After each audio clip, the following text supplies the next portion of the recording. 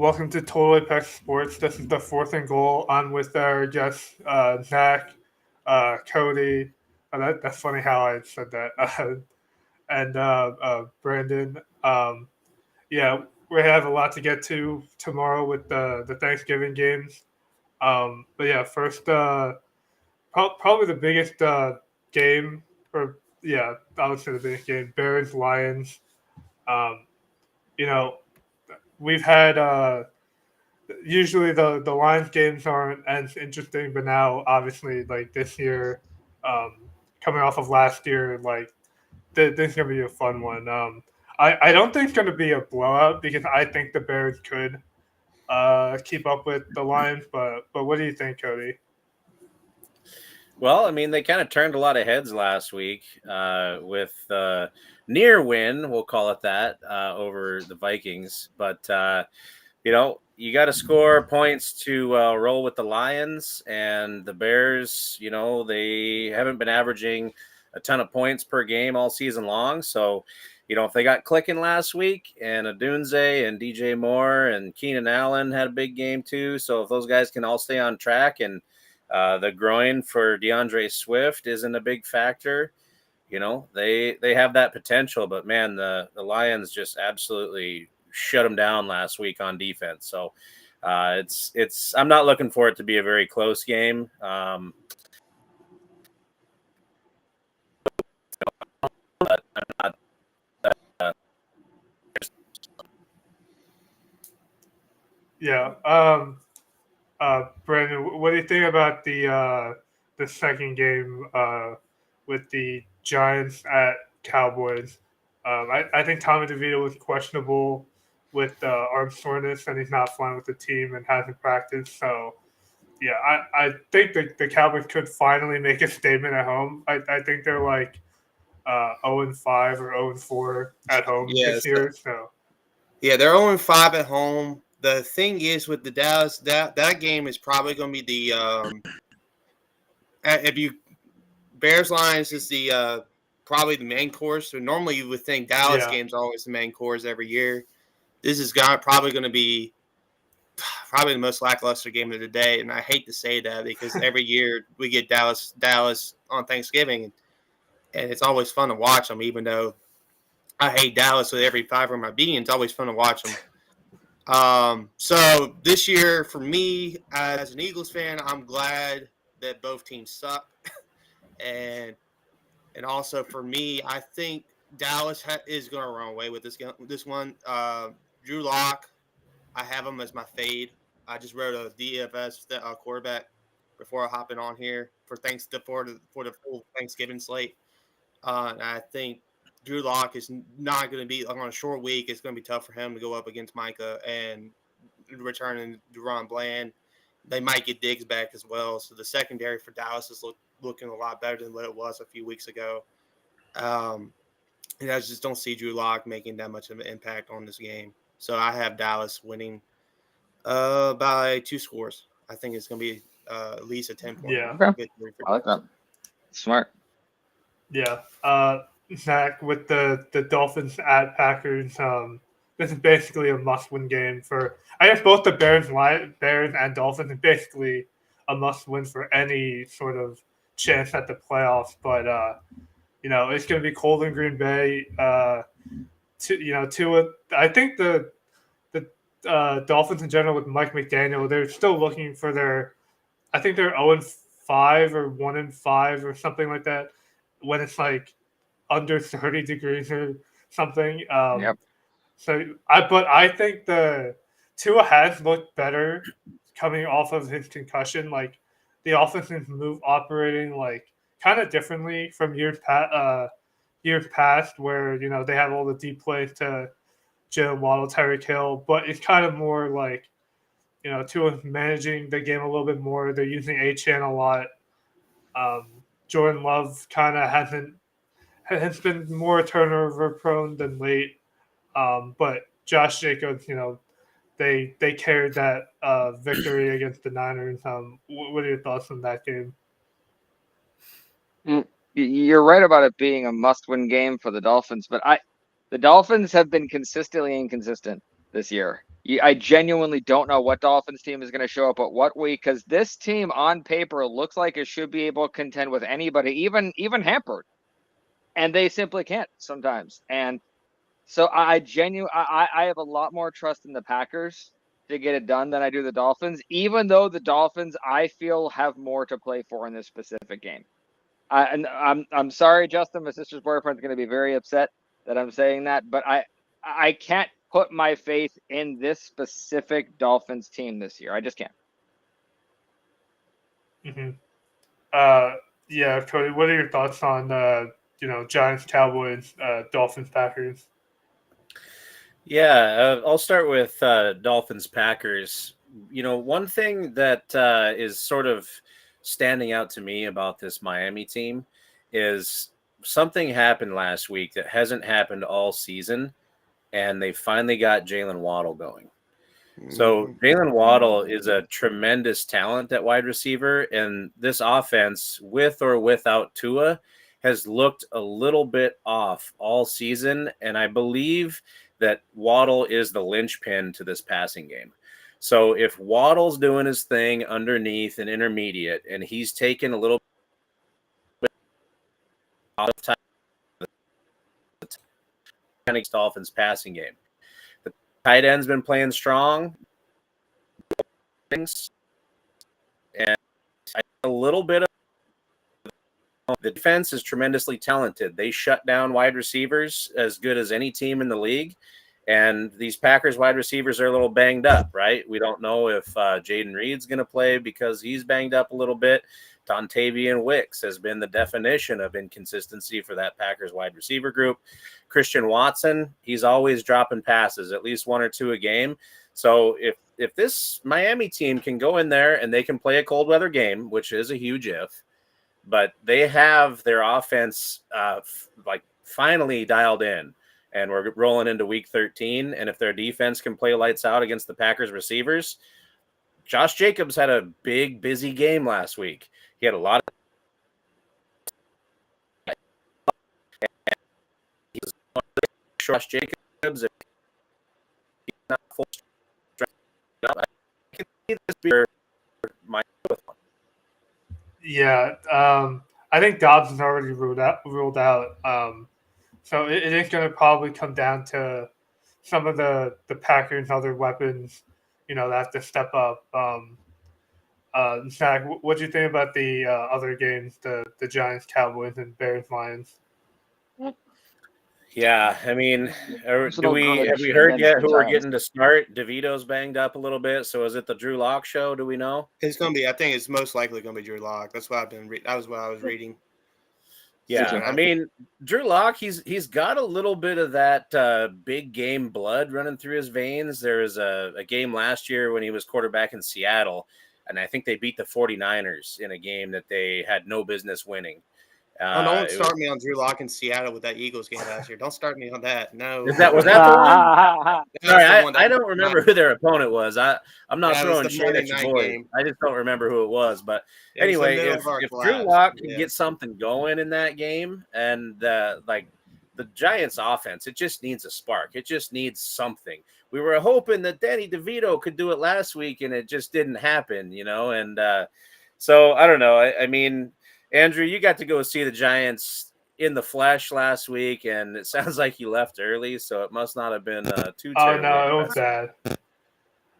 Yeah, but, honestly, the thing is, it wasn't even, DeVito was bad, he was, but, they just didn't even let him, run an offense. It was just, run first down, run second down, third and long, yeah, I don't know what I think honestly, some people think Dable might have a job back, but based on some of the locker room stuff, I think he lost the locker room. I just don't think it's gonna end well at the end of the year. Both the Jets, Giants are probably gonna have to find new regimes and start the process over again. But yeah, our fellow writer Jordan, said that 4 o'clock game is going to be a snoozer for sure. At least I think both their defenses at least are probably gonna have some fantasy points. But in terms of the Dolphins, I think at least for if they can actually show up and catch passes, Jonnu Smith has been like basically a tight end one. Tyreek Hill hasn't been the same, but Waddle just stepped up the last week. HN, it's honestly just going to come down to can Tua actually like show up in these cold weather games? But yeah, we move on to the Black Friday game. Real quick, Cody, what are your thoughts on the NFL like on Amazon actually having a Friday game? I know they did that last year, but it's kind of a weird start at like 3 p.m. or whatever. Yeah. I mean, I don't love these island games.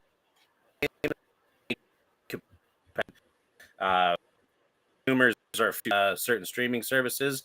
But that being said, if you're going to have one team play on Black Friday, it better be the Raiders every year. So Black Friday should be a standalone Raiders game, just like Thanksgiving. You always get the Lions, right? So in that regard, if it's a Raider Nation game, I'm all for it. So the Raiders, I mean, the season's over. We don't need to be messing around. We don't need to be screwing up any draft position. I've kind of always been an Aiden sympathist, I should say. So, we'll see. I like to call him Raiden O'Connell because he's a Raider, Raiden, Mortal Kombat. So let's get Raiden in there. Let's see him do something. If the Raiders just win one more game this year, I wanted it to be last week against the Broncos, just one game, and then we're done for the rest of the season. We're not going to screw up this draft position thing. But since we lost it last week, let's get one more game against a Chiefs team that barely beat the Panthers last week, and let's get Raiden O'Connell in there, and let's get it going. Let's get it done. Real quick to follow up on that, for fantasy wise, Bowers has been great all year. Jacoby Myers surprisingly popped off last week, even in a tough matchup. Do you think O'Connell can actually sustain some of this production for their offense, at least fantasy wise? Yeah. So Aiden O'Connell, he broke his hand. Right, he's been out for several weeks on IR. Now Gardner Minshew is out, done for the year. So Aiden O'Connell, he should have been the starter for the Raiders to start the year. He's a better pure pocket passer than Gardner Minshew. I think there was some pressure from upstairs to go with Minshew over O'Connell, but as soon as they named Minshew the starter to begin the season, they lost a little bit of that locker room because everybody in there knew that Aiden O'Connell, he gave them the best chance to win. So if the locker room rallies around Aiden, he's with the football. He has lead feet. He does not move. I think he has negative rushing yards in his career. So if the offensive line can keep him upright and they have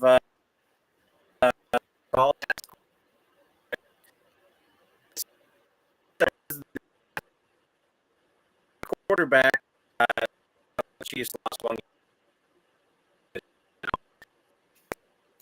last year on but he can do it. I don't know. It's upset alert for the Chiefs for sure. Yeah. Zach, for Monday night we can go to that. Yeah. Do you think this Browns team can show up against Denver and their surging offense with Bo Nix?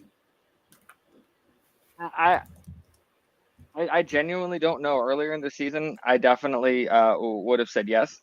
I would have taken the Browns in a heartbeat. It's the exact opposite now. I really have a lot of faith in Bo Nix. I didn't think I'm gonna be spending the rest of the season apologizing because I wasn't nasty, but I was not complimentary of the young man at all.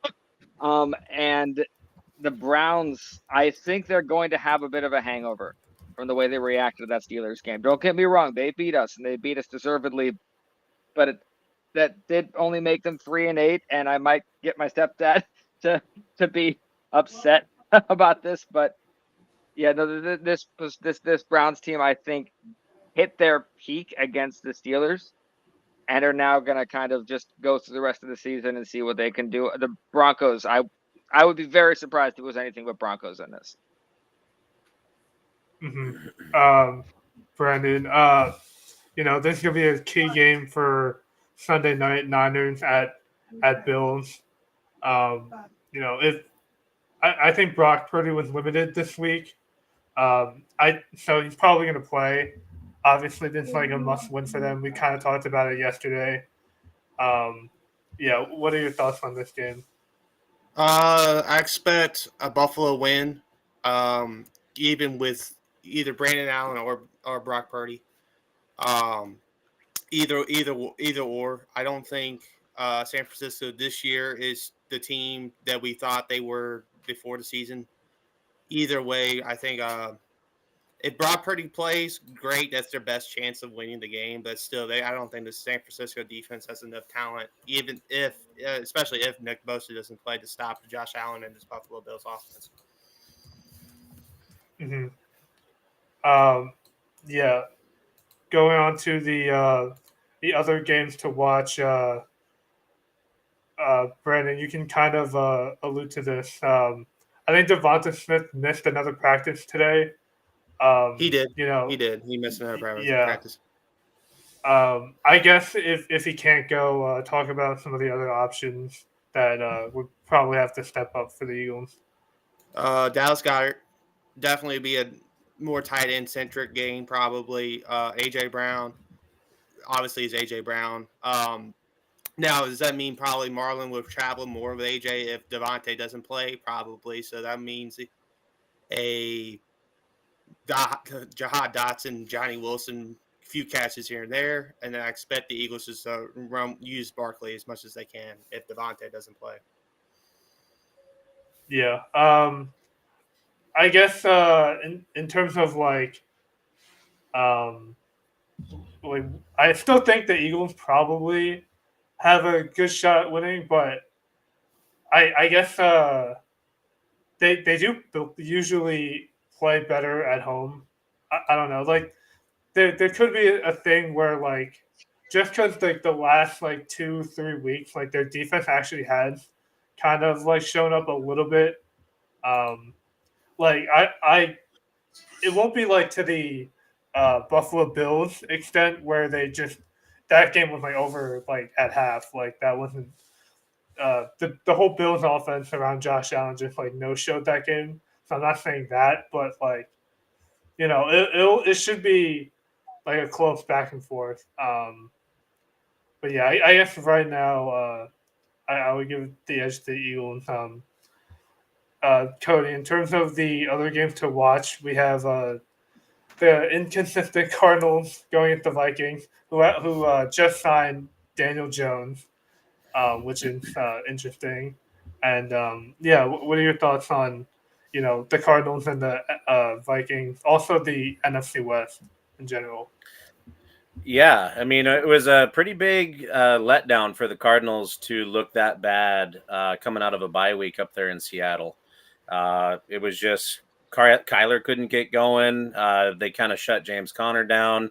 It was pretty much Trey McBride is what they had on offense going last Sunday. So you're going against a tougher defense in the Vikings, and they better get their stuff together going on the road and facing that Vikings defense, who is alive and well and hungry. And the NFC West, man, it keeps kind of having these flashes, Cardinals, Rams, now Seahawks from last week.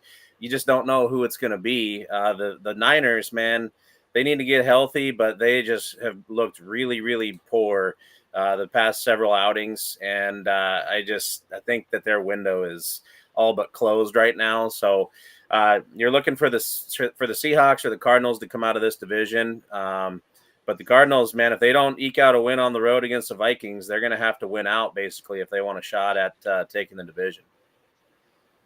Yeah. Brandon, what are your thoughts on, the Chargers are coming off a loss from the Ravens.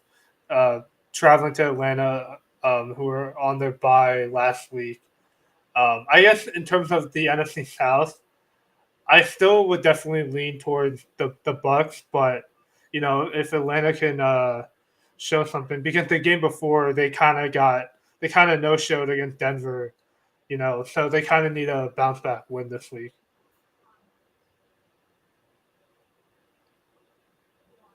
Uh, Brandon, Oh, sorry, my fault. yeah, Yeah, Atlanta definitely needs to bounce back if they want to win the South. Like I thought they were going to midway through the season. I thought they were going to run away with it, especially after the 2 games against Tampa Bay where they won both of them handily. Like their toughest team in the division, they've won those games and they handled business like they were supposed to. And I was like, okay, they have an easy ship to the division.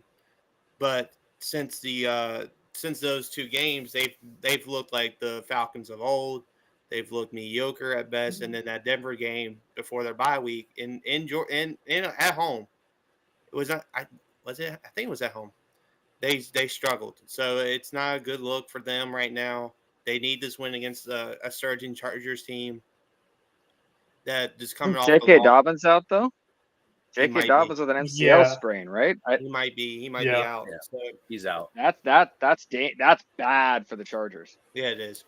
It is because they can't rely on Gus Edwards. So it might favor Atlanta. Hmm. It might favor Atlanta.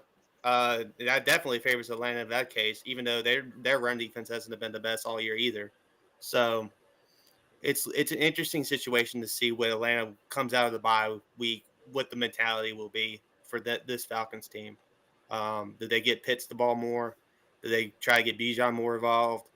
Because they can do something with like Philly did and see, oh, we have Bijan Robinson, this talented running back, and we can get him the ball in more advantageous situations. So Yeah, Zach, we talked a little bit about the NFC West and like the Rams yesterday. I actually think if the Saints actually pull another, well, I guess not upset, but if they stack another win, like maybe with the interim head coach, like this team's not dead. I mean, what do you think about the Saints? See, honestly, both of these teams give me vibes that only a few teams do every season, where it's I have to be reminded you're in the NFL that year. Yeah, When the Rams and Saints come up this year, I legitimately am like, oh yeah, you're playing, aren't you? And it's not to say and either of them are doing, or the Rams are better than I expect them to be this year, but I have a hard time taking this game seriously as watching two teams that are actually going to make something of it. I genuinely, but the NFC is way too hard. That even if the Rams get there, they're going to get shredded by any of the top NFC teams. The Saints, if they happen to back into it, probably won't deserve it. So I don't like this game as far as it's one of those games as we get later into the season, we're going to get more of them where you're just like, I don't want to watch this game. So that's how I purposely feel, because I don't trust either of these teams. Honestly, this could be a blowout for the Saints, a blowout for the Rams, a 3-0 game, a 2-3 game, a 15-10. It could be any of those, and I would be like, yeah, it makes sense. So this is, if any of you guys know what to make of this in specifics, more power to you, because what a weird, murky game. I might give an attempt at it. The Rams definitely need the bounce back more than New Orleans does. I think New Orleans is trying to play for draft position at this point rather than try to back in their way into the postseason. So maybe for that alone, I would favor McVay and the Rams slightly, even though the Saints have been rallying around the new interim coach very well. But if I were New Orleans, I would just try to get a good pick and then help either Derek Carr or go younger quarterback in this draft. That's what I would do, because you're already in yeah, cap hell, and I would just try to get either a quarterback you can build around, or get another position player like a Genti or not. I might move on. Like that's the thing. I might move on for Kamara in this offseason and get Genti. Just get another running back in there. yeah. Honestly, Cody, like I wouldn't be surprised. Like, just I think we've seen this like last year, in domes, endurance, like two like. I mean, I guess for both games, the Chargers, Falcons, Rams, Saints, like that could be like one of the games you would want to have as a fantasy manager. What are your thoughts on those games? Yeah. So last week there was a running back that had a pretty good game against the Rams, right, Brandon? Yes, 100%. Yeah. Pretty, And last I pretty checked, Alvin Kamara is still pretty good, right, Andrew? Yeah. Yeah. Kamara, Yeah, I man. would play So Kamara. Kamara, he's one of my dudes that I'm really high on him this week. He's going to be one of my ballers this week. So Alvin Kamara coming off a bye. I mean, that dude was so a week off. Uh, they're gonna.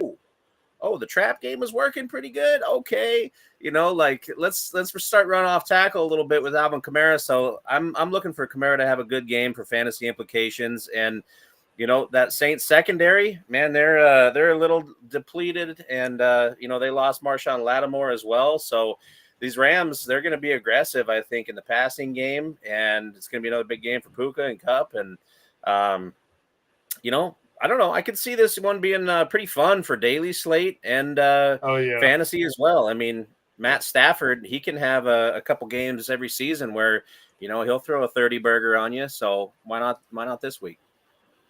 Yeah. And then the final games to watch. I mean, I kind of can smell this coming. The Commanders, they blew that one against Dallas. That's the division game. But I've just felt like after like for the last few weeks, like it's not even just anything recently, they've been just not as good against tougher defenses with their offense. And Brian Robinson did practice limited today. Eckler's probably going to be out with the concussion. So yeah, I mean, Cody, you're in the Tennessee area, I think. Would it be shocking if Will Levis pulls it out against Jane Daniels? Shocking. I mean, a little bit. This Tennessee Titans team, they have a good head coach. They really do. And that defense is a fine-tuned machine. So if they win this game, it's going to be because of probably coaching and defense and probably not as much Will Levis. I would imagine that you're going to see a heavy dose of Tony Pollard in this game. So it could go either way, but this Commanders team, man, they lost to the Cowboys last week. They're continuing this skid a little bit. So if they don't turn it around here, I mean, their wild card hopes are going to go away for sure. And Jaden Daniels' bid for Rookie of the Year, that's going to take a big hit as well. So I think the Commanders have a little bit more to play for, a little bit more motivation in this one. So I got to go with the Commanders turning it around here, even though I do kind of like this underperforming Titans team a little bit. Fantasy implications, are we going to see something out of Calvin Ridley? That's kind of up to Mr. Levis. So he's got to get the ball out quick. He still takes way too many sacks. He's, just patting the ball in the pocket, and he's not running as much as he did last year. So if he can take a page out of Jaden Daniels' book and, rip down the field a little bit when there's nothing there and provide a little fantasy value with his legs, yeah, I can see the Titans pulling out a win, but it ain't going to be easy. And the Commanders did something that I don't think I've done all season. They made me switch out my Steelers defense. I have kept my Steelers. I haven't cared about anything else, but I looked at this matchup. I'm like, you know what? We're going up against Cincy, who is not good. It is the best passing offense in the NFL, and we struggle against that. I'm like, I'm not going to go up because I am competing for championships in 3 of my leagues, and I am not giving that up because I love the Steelers more than the Commanders, which I absolutely do. But the Commanders, I trust this defense against this Titans offense all day long. I really do. So even if Jay Daniels doesn't perform, I'm trusting this Commanders thing to make that pay off because it hurt my heart to see the Steelers sitting on the bench. So for me, I think if Washington didn't lose last week, I can see Cody's point of Tennessee sneaking into Washington and getting this win because of Right. how they've been playing. But I think Dan Quinn, everybody there coaching wise is like, okay, we gotta refocus now, get this win at home against a Titans team that's like kind of like up and down throughout the most of the year. So I would still favor Washington. I would favor Daniels in fantasy this week, even though to get like multiple options, like his running back slowly for fantasy purposes, even though the Titans defense has been one of the best units all year long. But I think, especially if Brian Robson doesn't play, they have to try to get Daniels' Yeah, that's a mobility. big one.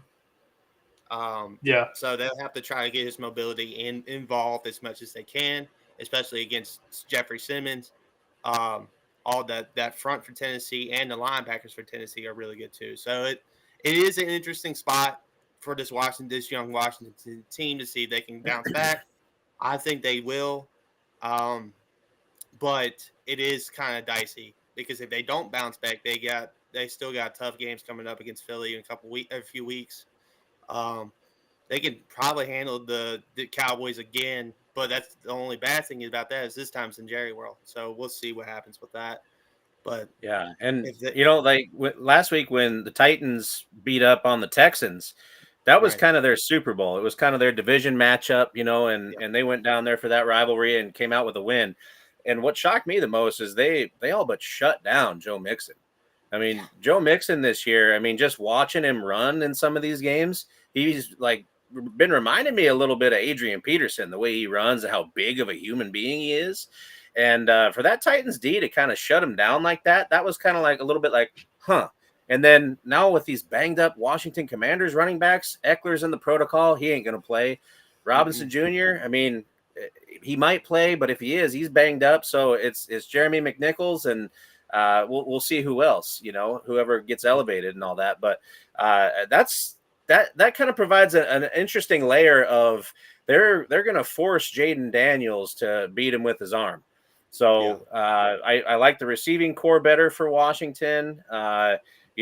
Daniels has shown accuracy this year. He's had a few rough goes of it here the past 3 weeks, but that's basically the game plan, I think, for the Titans. It's pretty simple. Yeah. We're going to shut down the run. We're going to try to keep Jaden in the pocket, make him beat us with his arm. Yeah. And this week, the Jags are playing the struggling Texans, and if Trevor Lawrence comes back, I wouldn't be shocked if the Jaguars just pull out a win just because they literally need to in order for Doug Peterson not to get fired, which I think he might at the end of the year anyway. I don't think it matters per se, but in terms of morale and these two teams know each other very well, obviously. I think last year the Jags beat the Texans at least once.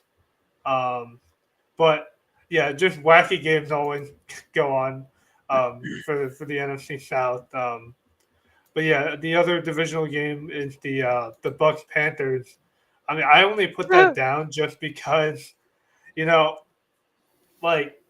the Bucks defense, they shut out against the Giants, but again, I wouldn't be surprised if the Panthers cover like they did against Kansas City. I'll go one step above. I think Panthers win this game. Yeah. I'm on the opposite side. I think only because the Buccaneers are looking over and they know they're one game behind the Falcons, and the Falcons have a more difficult game than them this week. Yeah, this is the perfect chance for the Buccaneers to get themselves back in because the only way anyone from that division is making the playoffs is by winning that division. Yeah, exactly. That is the only way anyone's doing that. So it's always a nasty, weird dogfight. Wasn't there the stat that for however many decades, no one won it 2 years in a row in that division or something like that? So the Buccaneers genuinely, I think they take this opportunity and do not take the Panthers lightly. They come in prepared and they come in knowing they're genuinely playing for their playoff lives in this. I trust the Buccaneers in this one. I do trust them, but here's where I'm at. I think Bryce Young has showed these last couple of weeks he can play with any quarterback, anybody, any defense in there, especially this Kansas City defense that's been a strong unit the last 2 or 3 years, and he's shown that he can go out there and having Adam Thielen back and all his weapons around him back pretty much. I think he can surprise a lot of people and pull out this win and ruin Baker's season.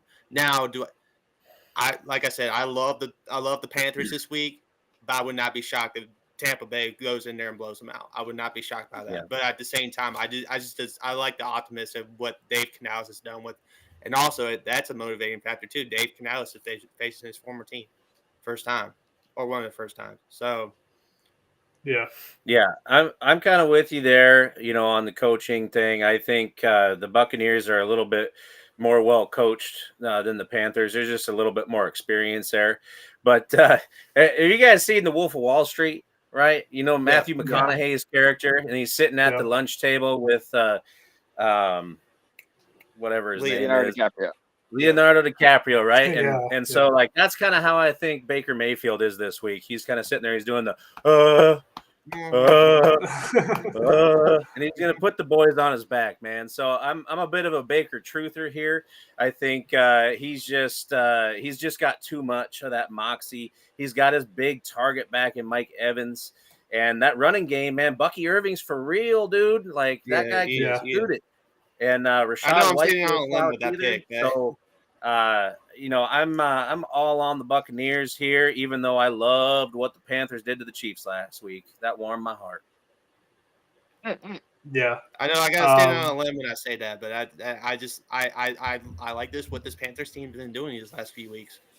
So yeah, I mean, it definitely could lead to like those high scoring affairs, like 34 to like 37, something like that, like something crazy. But yeah, like if the Bucs want to show like they're for real, and they own this division, they do have to kind of put their feet down and show out a little bit.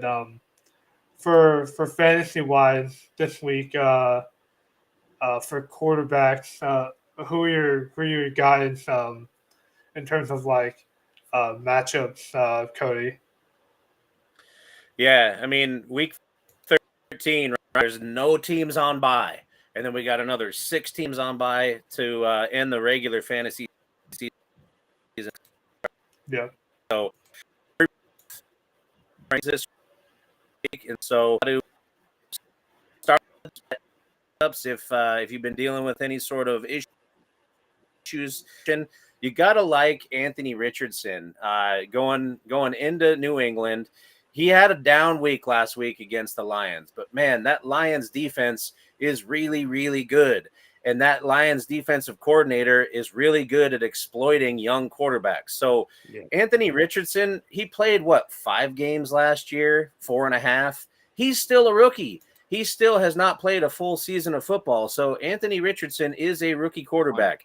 I'm not going to hold what happened last week against a dominant Lions defense against Anthony Richardson. So this week, you got to love his matchup going against the New England Patriots. And if he can get going on the ground, Anthony Richardson is a dude that can win you this week. If you're a manager in up 2 weeks to make the playoffs, that's a good thing. Yeah. My bad, Zach. But we can cover this now. The Steelers are going to. Realized, we'll touch on it because I'm pretty high on Russell Wilson. Against the Bengals defense that literally cannot stop anybody. It will be interesting because he hasn't really had the big blow up spot against the Ravens. That's kind of that. I guess maybe that could be the Ravens know their weaknesses and they try to cover it up, and the Steelers were trying to game manage and just get out with the win. But against the Bengals, they will have to put up points to keep up with them for sure. Even though obviously Steelers defense is a good defense, but what are your thoughts for that? Yeah, this is the most scary game to me that we've had. I was nervous for a couple of the others, but this is scary. Everything that the Bengals do well, the Steelers do badly. And every time we go up against a defense that supposedly can't cover or can't do something, they do it against us. So that it's Yeah. just it happens. And my worry is, Andrew, you're absolutely right. We have to score points.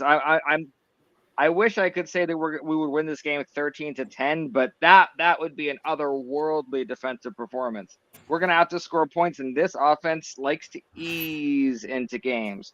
Arthur Smith, Mhm. if what is I'm reading about in Pittsburgh right now is not particularly too popular in that locker room or that front office because of his play calling last week. Apparently, a lot of people think left a lot to. So I'm nervous that I'm gonna look up at halftime. It's going to be 28-3, and it's not gonna end the way that the Patriots Super Bowl did. That's how and I've seen so many Steelers Bengals games happen. Honestly, more times than the Ravens games, I've seen the Bengals blow out the Steelers many times, and so genuine worry about this because if we lose this game, it's not just a ding on the season or a ding to the division or all that. It's an indicator of who we actually are as a team, and that's why I'm nervous about it. I mean, staying the same game. Like, I don't want to keep harping on it, but like, I think this could be a decent spot for Pickens to actually bounce back. 'Cause, I mean, at least the Ravens do have Humphrey. Like, I don't think he was on him 100% when they played, but like the Bengals, like their coverage has struggled like all year, like regardless of who they have. So like, do you think like this top 10 ranking for Pickens this week is aggressive or just appropriate? No, I think if there's any Zach. time this season that you're going to take a Steelers offensive player, it's this week. If Yeah. every other week it felt weird, this is the week you do it. Just take it. Take your chance on Okay. any of the Calvin Austin could go off, unless he's Van Jefferson. Stay away from him like he's radioactive. That man cannot do anything. Other than that, any Steeler could go off. Genuinely. And they're going to have to. Because if we come back next week and none of the Steelers' offensive players put up fantasy points, we all know how this game's going to go. Yeah. Brandon, I know the AJ Brown's gonna go against the Ravens, but I'm like surprised he's not like kind of. I'm just surprised about like how I know Nico has gone off against the Jaguars and they can't cover, but Yeah. I mean on paper like AJ Brown is in a smash spot against the Ravens. Yeah, so yeah, he's probably the best spot fantasy wise this week. Probably one of the best spots. But I agree with the Fantasy Pros ratings for this week because Jamar could. I don't know. I might put Brown above Jamar because Joey Porter's been solid this season at corner, and I think mostly that's who he's going to be on. From that, other than that, I don't mind Nico being the first receiver on the board because Jacksonville's secondary is not that great. Yeah, that is true. Cody, I know for the Vikings, we got like the huge Hawkinson and Addison games last week, but against the Cardinals, do you think we see prime Justin Jefferson, or is it still going to be, Darnold's just going to take what the defense gives him? Yeah, I think that you're going to see a little spark from old Jay Jetta this week. It's not like him to be down, statistically a few weeks in a row. It's just not in his DNA, and so I think they're going to try to scheme a little bit more to get him to football. Now that being said, if Darnold wants to keep this team winning football games, it is best when he does not have the game on his shoulders or right? When Sam Darnold tries to do too much with the football, things tend to go a little bit awry. So I do like Justin Jefferson in this game. I have no problem with him being in the top 5 here. I am fully anticipating a bounce back from him in a very big way. I'm not of that Cardinals secondary. I do love me some Budda Baker at safety, but Justin Jefferson. He's probably the best route runner in the league. So you can't keep a good man down for too long. Yeah, real quick, Zach. What are your thoughts on that George Pickens? That's I guess fight that's at what the you end get. of the That's what you game. get with Pickens. Yeah, no one in Pittsburgh's happy about that. Every single coach, assistant coach, staff member that is associated with Pickens during the week had a talk with him about it, including, I guarantee, Mr. Rooney. I guarantee Mr. Rooney came down and in a very kind of dad-like tone, just let him know, well, that's not how we do things in Pittsburgh. And that's Yeah. George has responded well, really, really well to the kind of coaching he's needed this year. And Zach Azzani, the Steelers receivers coach, doesn't get enough credit because he's gotten into Pickens' face. And not a lot of receivers coaches are willing to do that in practices on the sideline. If Pickens goes up, then Azzani's right there with him. So this is going to be a bounce back game. But I'm not saying it's the last time you see that from Pickens. That's Pickens. When he's happy, he's really happy, and he's singing and calling himself Paul on the sidelines. When he's angry, he's trying to fight in the stand during a snow game. Those are the two sides of Pickens you get. And when you have a receiver who truly believes he is, he's the like a TO, like not like skill level, but that's what he does. He likes the entertainment side of it. He doesn't mind that. He'll play that villain. So don't mind it at all. As long as he keeps putting up numbers, I'm fine with it. I don't mind Cody, Pickens being a top 10 receiver. Real quick on this game, what bothers me about Pittsburgh is pretty simple. And Zach, maybe you can talk on this a little bit for me, but I do not trust the Pittsburgh's offense to get George Pickens the football consistently. I did not like the packages that they put in for Fields and took Russell Wilson off the field. Yeah, I mean, Fields had a nice 30-yard run in that snow game. Great. But then they threw a long bomb that's not his skill set, and they missed it on a second down or whatever it was, or third down. And it was just like, what's going on here? Like, I do not trust Arthur Smith, and I do not trust if they continually have packages for Fields in the game, because everybody knows what's going to happen. Like when you put Fields in and they tried to get cute and go over the top with one, but he's just not that kind of thrower. So my only problem with having George Pickens as a top 10 receiver is basically that one condition right there. Is Russ going to stay on the field? And is Arthur Smith going to call plays to get him the football? It's actually, weirdly enough, it's this weird layered thing because Arthur Smith is actually technically calling really good plays. He's just not calling them to the right people. Yeah. Like the play setup, everything is great, but he'll call long shots to Calvin Austin that Pickens could catch in his sleep.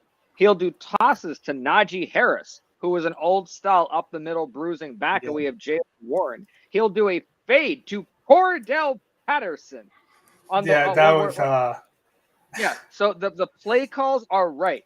The people receiving them are wrong.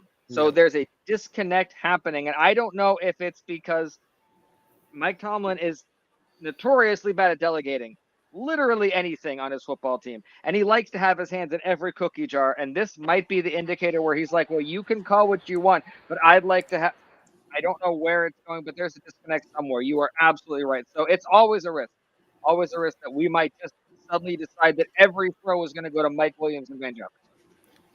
And I can't explain it. Ben Skoranek was on the field more than I would like last week, too. Yeah. Remember last week we talked about Arthur Smith. He likes to kind of just for in that snow game. You're just like, what are you doing? It's like Arthur Smith just stepping on his own feet there, man. So I hope that's over. I hope that's a onesie donesie with that one. And if that's I'm all about that George Pickens top 10 ranking. I agree. Because Arthur Smith is a creative coach because he does something that Matt Canada doesn't do. He doesn't call the same bad plays twice, but goodness, does he have a lot of unique bad plays left to call. I mean, he just keeps bringing them out. So he's creative enough to figure them out, but not so, like I said, disconnect. Very glass half full. What a comment. Yeah. Yeah, Brandon. I think I've been on like Cody a little bit with this recently. Um, I'm not sure. Like, even if it's Locke or if it's Tommy DeVito, I know the Cowboys defense isn't great, but I just don't understand why they keep ranking Neighbors this high. I mean, like, obviously when he gets the ball, he can kind of save his week, but like in terms of like upside and everything, like yeah, I don't know. I don't What are know your thoughts why. on? Yeah, I see Neighbors at 12. I would definitely put London above them. I'll put McConkey above them. I'll probably put JSN above them. And they're all like Yeah, Live McConkey 15, London at 14, JSN at 17. I would have those three above Neighbors this week just because of we don't know what we're going to get out of Drew Lock. And it's probably, like I said, we didn't get much out of DeVito. And I just don't think we're going to get much out of Drew Lock because that offensive line for New York is a problem. And I yeah, like very Neighbors. good He's point. a great player. But if he doesn't have a guy that can get it to him consistently, he's not worth having at that 12 spot. right. Cody, to wrap up, like receivers this week. DJ Moore had his not breakout game, but he had a classic like DJ Moore game. Keenan Allen actually got home with a very good day. Rome Odunze was kind of in the back burner, but like he's seen double-digit targets the last 2 weeks. You know, do you think the DJ Moore rankings a little low, or is this appropriate just because you don't know like where the ball is going to like disperse out all the time and where the touchdowns are coming from?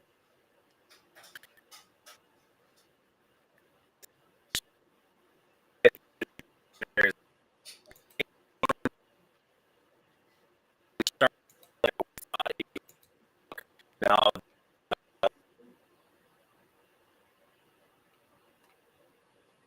All right. Yeah. Lost it for a second. We'll get back to that. I think Cody's dealing with some Wi-Fi issues, but yeah, I guess Brandon, if there's any other receivers you think that could potentially have a blow up week, Jared Judy had a great game in the snow. He going against Denver secondary. Um, do you see him continuing his uphill trend? Not against that Broncos secondary, especially if he lines up a PS2 a lot. That's just where I'm at. I think a guy tomorrow that could have a big game, especially if the Bears plan on taking away St. Brown as well in the passing game. I think Jameson Williams could have a big day tomorrow as a sleeper option. Okay. But yeah. Cody, you want to try talking about the Bears again? am I back on here? There we go. It's a Cody. I think so. I don't know what's going on. There's a No, little bit of life weather where happens. I'm at right now, so Okay. yeah, just got actually with my Chicago Bears. It's simulation from Pittsburgh. We need to be able to trust the Chicago Bears offense. We need to be able to trust that DJ Moore is going to get the ball thrown his way consistently in order to rank him higher. So I do not have Moore being ranked a little bit for that reason. And once we put together a little bit more of a size, we start seeing it.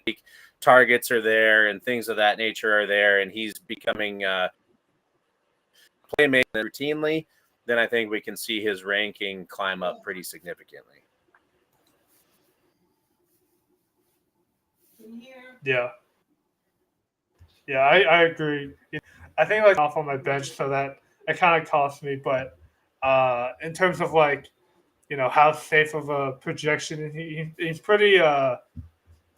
He might have like the Lions are a pass funnel defense, but in terms of where the target. The Caleb Williams has a lot of target to go to, so you never know each week he's gonna go off. But yeah, back to the running backs.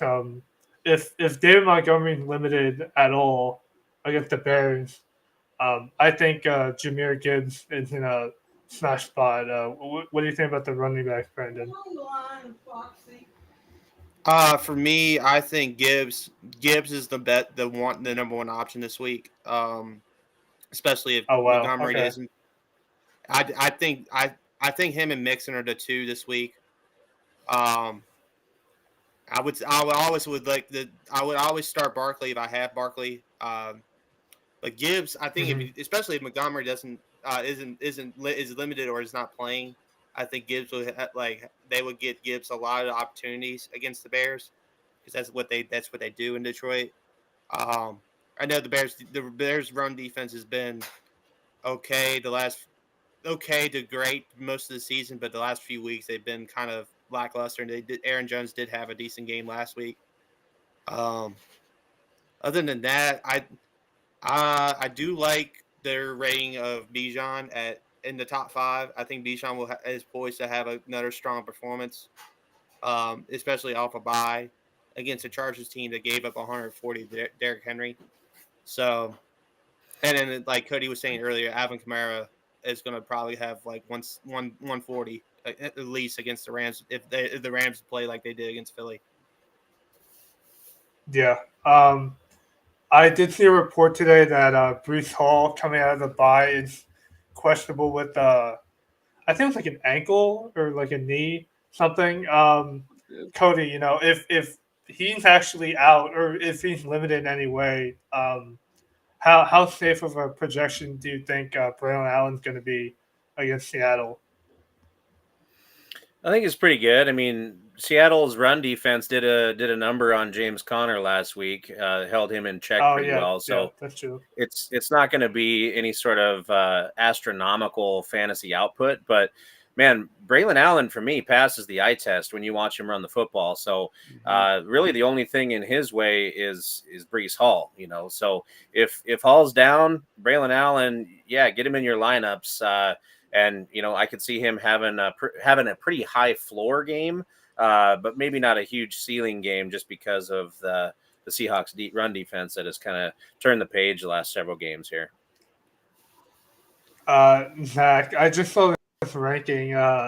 Honestly, I think having Najee at 26 and then Jalen Warren at 26. I know it's PPR. I think that's kind of disrespectful a little bit. I mean, I don't know. I think you can run on the Bengals pretty easily. What do you think about the Steelers' run game against Cincinnati?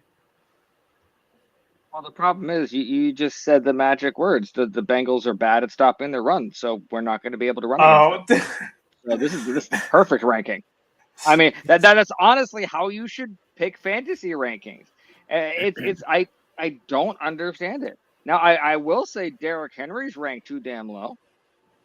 That's a really low ranking for Derrick Henry, because considering if you're in the Philadelphia and Baltimore game, your goal is hand the ball off. Oh, and then wait, hand the ball off. Why aren't it's? I would imagine those two would be next to each other. Just that surprises me in particular. At least he's not higher. Ten's low for me, unless it's purely based on Yeah. all the other 9s are pure matchup situations, because that's disrespectful of the king. And that's me saying about a Raven. Yeah, I don't disagree, but I think McCaffrey has a decent matchup. Decent, not great. Brees Hall, obviously, like Cody pointed out, Seattle's run defense is great. Josh Jacobs is coming off a strong week last week on Thanksgiving against a Miami team that can be susceptible to the run at times. So I can get why those 3 are higher. The one that kind of it boggles my mind might be like Brees Hall if he's limited, like above Henry, but at the same time, I can see why they were doing that. But yeah, I agree. I think Derrick Henry should be higher in the top 10, not at 10. Even though I think, as an Eagles fan, I think Vic will load the box and force Lamar to beat him from the pocket. Cody, you said Bucky Irvin's going Mhm. off, so is that too low for him? Yeah, I mean, I think that he has a nice sample size here of what he's doing on the ground this year. You know, it's not like Rashad White numbers in the passing game. It does take a little bit of a hit in PPR rankings like we're looking at here. So I would put him a touch higher in standard scoring leagues, but he should be certainly up there towards, you know, especially guys like James Cook, Chase Brown, definitely up there. You guys hearing me okay? Yeah. Yeah, much better. You're okay now. Okay, yeah. cool. There was one ranking on here for running backs that I wanted to ask you guys about. So if we Mhm. go back to the beginning of fan, there's a Travis Etienne in the earlier rounds, right? So I wanted to ask you guys, what do you? Oh yeah. Yeah. Travis Etienne coming off of a bye week, the Houston Texans defense that just got ran on pretty hard by Tony Pollard. Do you think that ETN and the Jaguars' run game, you know, with Tank Bigsby, who's been a little bit banged up, like, how do you guys sit on him right now? For me, I think ETN is in a good spot this week. Now, that's if I think D'Amico doesn't change some things around again in Houston. If they don't adjust to what Tennessee did and figure out how to stop the run a little bit more, I think. But I like your point that ETN could have a big game this week. But I just don't like the Jags' offensive line in that aspect either again for the run as much. And if Bigsby does play, I think that also negates ETN's floor because of the split carries. Yeah, I also I don't think think he has Jacksonville's offensive coaching to scheme up anything that would actually surprise you. Houston's going to be ready for what Jacksonville throws at them. I think so too. So and it's yeah. I mean, maybe a little too low, but I don't mind that ranking. Yeah, like I think ETN could has a decent chance to at least score once. In terms of like catching passes, it'll definitely determine if Trevor Lawrence comes back for this game or not. That would probably skew the rankings a bit. Yeah. Yeah, I just kind of wanted to see where you guys were at with it. For me, ETN this week is a sit, and it In terms has of a tight little bit ends, more to do. Just I mentioned Jonnu Smith, Devon Achane been their receiver one, and then Waddle had a bounce back game last week. So yeah, in terms of they got Kelsey at one. With all Is that the what teams playing. Yeah. They got Travis Kelsey at one. That's kind of crazy. Why did they have Travis Kelsey at one? Uh-huh. I would have several tight ends above Kelsey. I would have Noah Gray above Kelsey in that offense right now, but I digress. I think they like the matchup. I think they like the matchup with the Raiders, but I think I would have Bowers above Kelsey. Definitely. McBride above him, definitely. Hawkinson above him, definitely. Jonnu Smith above him, definitely. George Kittle above him, definitely. And I'm not hating on Travis Kelsey. I'm trying to say that about, but Fantasy Pros has got Travis Kelsey number one based on pass, not this season so far. I will say that Travis Kelsey, as much as it hurts my heart to say it, he is an absolute Raider killer. It's like it doesn't matter. It's just like Travis Kelsey didn't do anything all season, and then they played the Raiders, and he had like 100 touchdowns, and it was just bad, right? So that's what he's got going for him. Is just he's a Raider killer, I guess. I would certainly rank him lower, below like McBride and Bowers, certainly. But if you got him, you have to start him against the Raiders. Oh, you have to, but I'm just like I was looking at. I was like, why is Travis Kelsey number one on this list when I see other tight ends that could potentially have better games throughout the year? Yeah, with no bye weeks, I mean, tight end is pretty explanatory in terms of like who got you there. I did want to make a point. I saw this thing on X, Zach. It was saying how have you seen the Big Ben interview he did? Like I don't know if it was recent. Wait, what he said about Justin I Fields being a actually, wide receiver? yeah, I honestly like in terms of like if like what he was doing like against Cleveland. He rushes him in like I think if potentially like I think more teams should get on this Taysom Hill thing. Like if they're not the best if they're not like the best backups obviously like and they're athletic like maybe for fantasy next year maybe we see a team try that but I honestly want to do a genuine opinion on what he said.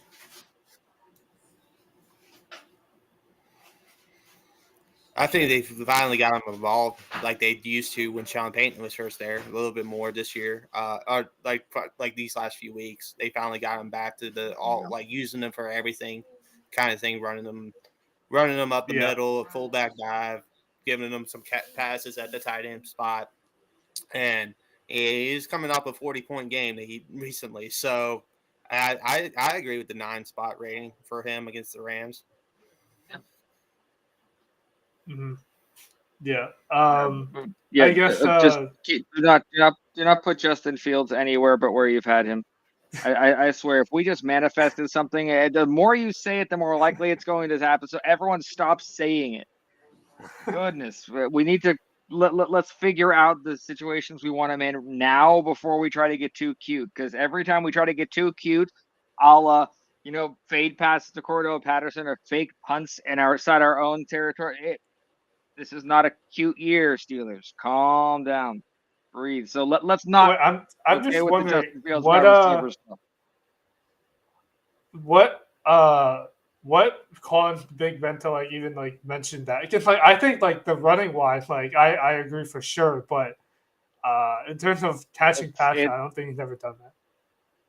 it's because he took one thing and went to another and it wasn't connected. He's like, hey, look, Justin Fields. Hey, look, Oh, Cordell okay. Stewart. They're the same. Cordell Stewart was a generational talent of what he punted, he caught passes, he was a running back, Yeah. he did everything. That not everyone is that. So if someone can do 2 things, that doesn't mean they can do 5 things. So let's all just calm down on this. Yeah, for sure. For defenses, we have a lot of decent matchups. Cody, in terms of which defense you're riding this weekend, who's your pick? Yeah, for me, my top pick of the week is the Houston Texans. So last week, yeah, they lost the game to the Titans, but that defense scored a ton of fantasy points. And if they want to have any shot at salvaging their season here with, whether it's winning the division or if like the Colts can sneak up there and get ahead of them in the standings, this is a must-win game for them after they dropped one last week. So motivation's there. They're playing well. They're scoring fantasy points for defenses. That doesn't always equate to wins on the field, but I'm looking for them to have another big week. Yeah, I'm pretty high on the Commanders and the Cowboys, especially the Giants aren't going to have their 2 tackles, obviously, and especially if like DeVito or Drew Lock starts like, yeah, if they want to make a statement, and make Jerry proud, they should have a pretty good game. This kind of goes to your hot. Going on your Cowboys point too, I think Turpin has another return. I think Avante has another return, so that will give them more points too on that defensive special teams. So I think Avante will have another big return touchdown. And I think they get a pick 6. I think Dallas gets a pick 6 tomorrow.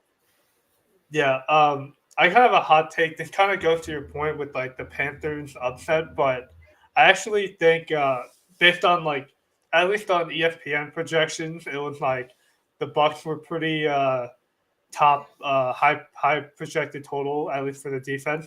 I kind of think that's a trap. Like I did not go after that. I think even like Seattle against the Jets, that's potentially a decent matchup as well, and Buffalo.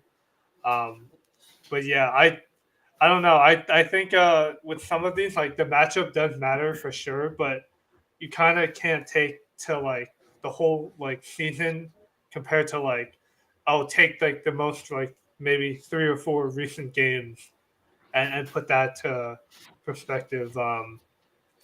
But yeah, in terms of kickers, Cody, I know your boy Cybert. He had last week, and then he got put on IR. So we got to pivot. But who's your kicker for this week? Yeah, I I pivoted to the Boz several weeks back when Chris Boswell wasn't getting the respect he deserved, but he's up there now. Rough game in the snow last week. We're gonna throw that one out, but Boswell rebounds in a high scoring affair in Cincinnati. As far as a kicker that you want to see perform well in a game that he should. So it's Younghoe Koo for me again, kicking inside here, coming off of a bye week. He's had his ups and downs, but if one thing's going to happen here this week, it's going to be him kicking probably 5 field goals in this game. So if you need your kicker to win a matchup for you, I'm going to throw a flyer or on a daily slate. Younghoe Koo is my guy. I think for me, Bates could have a good game for Detroit on Thanksgiving tomorrow, because the Bears might force more field goals attempts, and I like what he's been doing. Obviously, Aubrey against New York probably be having a higher scoring output if Cooper Rush gets in the offense, stalls out a couple of times. I think the Elliott's and Tuckers could have, if it's a shootout like we thinking it is, Andrew. I think they could both have big games. And obviously Tyler Bass is having a bounce back year for a kicker. So I also saw that Schrader got. I think they said Matthew Wright is going to be kicking. So Zach, with Bucker still on IR, like this is like if you want to beat the Chiefs, like you do have a decent opportunity. With the Raiders, how do you think they'll manage without like the a potential reliable kicker? This is more and more shaping up to be the perfect game for the Chiefs to lose. It really is just everything. The stage is set for the Chiefs to lose this game, not in epic fashion, but just lose this game. The one thing I will say about I have Fairborn, or however you say his name, kicking, but I will say I am going to watch the weather. I live in Florida, and that could really mess things up. And the weather in Florida has been really unpredictable lately, because you could either get a beautiful, crisp day, or you could get hurricane weather. And depending on what that is, I have backups ready to go. But Fairborn is the guy that I'm looking at right now, at least in the one that I believe is the best chance to get me a championship. Yeah, we got a question from. Yeah, start 2 guys between. McLaurin, McConkey, Ridley, Jennings. And then he said start Taysom Hill over McBride or he also has a Kenneth Walker. No, I know Taysom Hill had that big game, but like usually you just don't want to overreact too much to that. You just start. You start like Walker. McBride. You start McBride and Walker there with the last part. I think for me, McLaurin has to be right. I like McConkey in this spot. Out of the ones he has, I like Lad McConkey. Well, we get 2, right? Well, between those 4. Yeah, well, between those 4, I would go McLaurin and McConkey. That's what I would definitely do. Yeah, I mean that's kind of where they're at in the rankings there. It kind of depends on your spot in your league. Like if you're trying to protect a playoff run here, then you probably want to make the safer plays. But if you're swinging for the fences, then that's when you start thinking about, a crazy start, like getting our slash in there from New Orleans to try and score you 40 points again. But I'm kind of chalk on this one. I'm McLaurin McConkey. Ken Walker, I mean, that's a safe floor play too. So that's true. And multiple Cordell Stewart references was not on my bingo card for this podcast. So I am very happy. This is delightful. Yeah. Well, that'll do it for Prolific Sports. You guys could plug your socials, Cody. Yeah, my Twitter is there on the screen, and you can follow me on Insta at Scenic42 and at Gypsy Hustle. Zach. It's easy. It's my last name, my first name, Franciscus Zach on Twitter. It's the same on Blue Sky. It's the same. I do another podcast called Steelers Sanctuary, and I'll take a quick moment to shout out my brother's high school team, the Western Wildcats from Davie, Florida. They are really, really close to their finals where no one expected them to be. So I will not be on our normal podcast this Friday. That's where I will be cheering him on. So. Yeah, nice. Brandon. 30-bit Ellis on Twitter. Ellis Highlight Reel on TikTok and YouTube. Like I said on yesterday's show, high school basketball is coming up. I'll be covering a lot. That first week I'll be covering a lot of the regular season openers. Looking forward to that. Thanksgiving. Also, I want to say happy Thanksgiving, obviously, to everybody watching and everybody around the world, around the country. Have a safe and happy one. Yeah. Any final thoughts on this week with the Thanksgiving slate, Cody? Yeah, I mean, it's week 13. Nobody's on a bye. Start your studs. Don't get too cute. And it's all about opportunity. It's all about volume. Just like how I'm going to be eating on Thursday. It's all about volume. Yes, exactly. Exactly.